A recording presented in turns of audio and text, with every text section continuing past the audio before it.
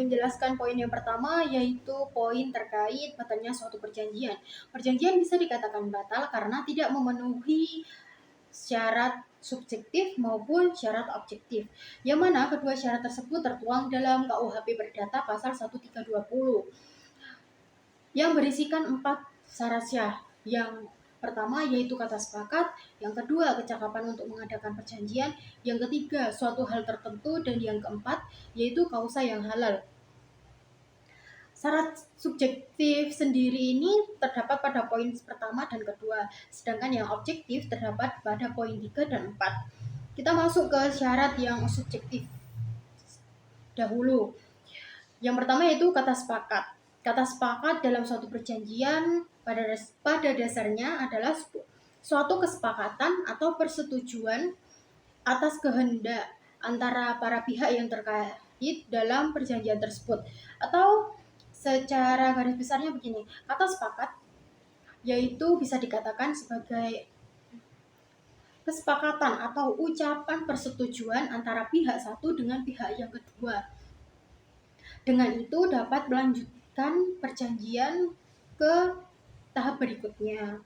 Yang selanjutnya yaitu kata sepakat bisa tidak dianggap apabila di dalamnya terdapat paksaan, penipuan, kekerasan atau kekeliruan, dan penyalahgunaan keadaan. Mengapa demikian? Karena jika dalam suatu perjanjian ada paksaan, maka perjanjian itu dianggap batal karena ada pihak yang tertekan atau pihak yang merasa terzalimi di dalamnya. Yang kedua yaitu kecakapan untuk mengadakan perjanjian. Kecakapan sendiri di sini yang dimaksud yaitu orang yang melakukan perjanjian. Jadi orang yang melakukan perjanjian yaitu orang yang sudah dewasa atau sudah akhir balik, yang sehat pikiran, atau orang yang paham perjanjian ini dibuat untuk apa dan bagaimana alurnya. Dan ada juga orang-orang yang tidak cakap untuk membuat suatu perjanjian. Yang pertama yaitu orang-orang yang belum dewasa. Yang kedua yaitu mereka yang ditaruh di bawah pengampuan atau dia yang berada di bawah yang dijatuhi suatu hukuman. Yang ketiga yaitu orang perempuan. Mengapa? Dalam hal ini undang-undang dan semua orang telah melarang membuat perjanjian tertentu. Karena suatu perempuan jika dia sudah melakukan pernikahan atau berumah tangga, maka kuasa akan diberikan kepada suami. Jadi jika perjanjian dilakukan oleh perempuan, maka suami juga akan memberikan saksi sebagai saksi atau sebagai ahli penjaminnya dari perempuan ini. Yang selanjutnya yaitu syarat objektif. Syarat objektif sendiri yang pertama yaitu suatu hal tertentu. Suatu hal tertentu di sini mengacu pada tujuan atau makna dari ketentuan-ketentuan yang terdapat dalam perjanjian tersebut. Maksudnya gimana sih? Jadi di dalam suatu perjanjian kan ada hal yang dibuat untuk perjanjian. Tidak mungkin perjanjian hanya sekedar omong kosong belakang. Pasti ada tujuannya, ada ketentuannya, dan ada tujuannya di akhir. Maka dari itu, semua itu harus jelas. Kenapa? Karena jika kita mengetahui ketentuan-ketentuan dari suatu perjanjian, maka perjanjian itu akan berjalan dengan lancar. Dan juga misalkan perjanjian ini ditujukan untuk penipuan, maka itu bisa batal. Kenapa? Karena hal ini tidak sesuai dengan yang tadi, syarat subjektifnya sudah terlanggar.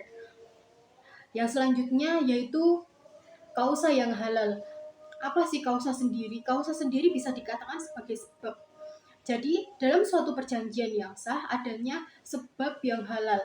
Perjanjian bisa dilanjutkan atau bisa dilakukan apabila perjanjian tersebut menggunakan sesuatu yang jelas dan halal hukumnya. Saya beri contoh, misalkan perjanjian jual beli. Perjanjian jual beli Homer itu jelas dilarang karena sebabnya halal itu ada karena Homer merupakan suatu minuman yang sangat dilarang di dalam Islam. Jadi perjanjian tersebut bisa dibatalkan. Oke, dari pemaparan tersebut maka dapat digarisbawahi atau garis besarnya, yakni apabila syarat subjektif perjanjian cacat atau tidak dipenuhi, maka perjanjian itu dapat diminta atau dibatalkan oleh salah satu pihak ke pengadilan. Pihak yang dimaksud tersebut adalah pihak yang tidak cakap dalam hukumnya, ataupun bisa juga walinya, atau orang itu sendiri bila orang itu sendiri dewasa. Sedangkan syarat objektif bila tidak terpenuhi atau cacat, maka perjanjian itu menjadi batal. Tapi batalnya demi hukum. Hapusnya suatu perjanjian dalam KUHP Perdata tidak diatur secara khusus apa yang dimaksud hapusnya perjanjian. Terkait dengan pasal 23 terdapat perikatan yang lahir karena undang-undang dan perikatan yang lahir karena perjanjian, maka hapusnya perjanjian juga demikian. Faktor terhapusnya suatu perjanjian: A. Karena pembayaran suatu perjanjian dianggap berakhir atau selesai karena pihak yang berhutang telah melakukan pembayaran. Selanjutnya, penawaran pembayaran. Tawaran yang diajukan oleh pihak yang berhutang kepada kreditur, pihak yang memiliki hak atas hutang tersebut untuk membayar jumlah tertentu sebagai ganti rugi atas hutang yang ada. Selanjutnya, pembaruan utang. Ada 3 jenis pembaruan, yaitu objek utang, penjamin, pihak kreditur. Yang selanjutnya, penggantian utang. Pihak-pihak yang terlibat dalam perjanjian sepakat untuk mengakhiri atau membatalkan perjanjian dengan melakukan pembayaran atau pertukaran atas kewajiban atau hutang yang belum terpenuhi. Selanjutnya E.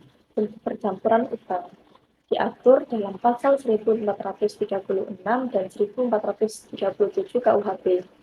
Menurut pasal 1436, percampuran utang terjadi ketika kreditur, yaitu yang hutang, dan debitur, yaitu sebagai peminjam, bergabung menjadi satu, yang dapat terjadi secara hukum atau otomatis. Selain itu, pada pasal 1436 KUHP menyatakan bahwa penggabungan hutang dan tagihan oleh suatu individu akan mengakibatkan pembatalan tagihan tersebut. F. Pembebasan hutang adalah proses di mana seorang pemberi pinjaman atau debitur memaafkan atau mengurangi jumlah utang yang harus dibayar oleh kreditur. Ini bisa dilakukan karena berbagai alasan seperti kebijakan pemerintah, insentif pajak, atau kesepakatan antara kreditur dan debitur. Selanjutnya, musnahnya barang berutang diatur dalam pasal 1444 dan 1445 KUHP. Merujuk pada kedua pasal tersebut, dapat disebutkan bahwa apabila dalam hal perikatan musnah atau hilang, maka perikatan menjadi batal.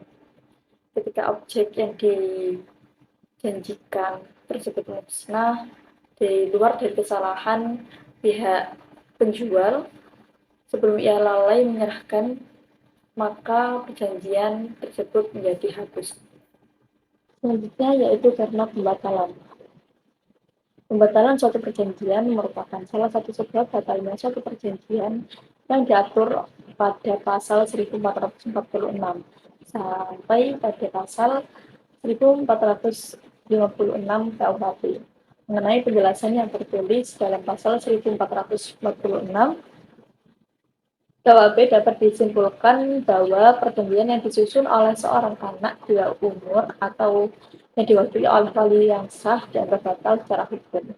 Namun pada pasal 1447 KUHP menegaskan bahwa pembatalan perjanjian karena ketidakdewasaan atau kurangnya pengawasan tidak bisa menjadi alasan utama untuk memutuskan perjanjian karena melanggar hukum. Sebaliknya, perjanjian yang dibuat karena kesalahan atau penipuan dapat dibatalkan berdasarkan pasal 1449 KUHP. Selanjutnya yaitu contoh batal dan hapusnya suatu perjanjian dalam kehidupan sehari-hari. yaitu seperti Evi berhutang kepada Reva, dan Reva pun berhutang kepada Evi. Mereka masing-masing mempunyai utang 100.000.